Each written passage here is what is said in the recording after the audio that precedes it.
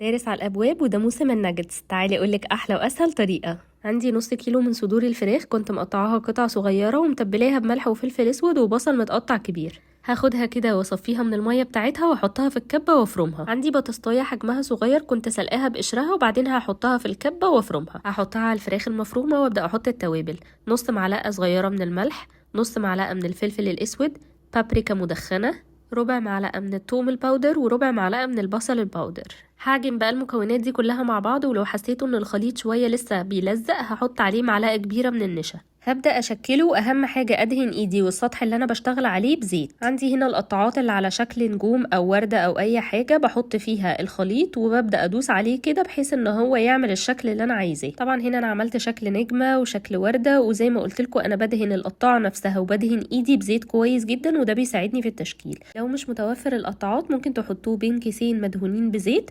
وتقطعوه بالشكل اللي انتوا عايزينه بسكينة. بعد ما بخلص تشكيله بحطه في الفريزر لمدة ساعة، وبعدين ابدأ احط له الكفر الخارجي.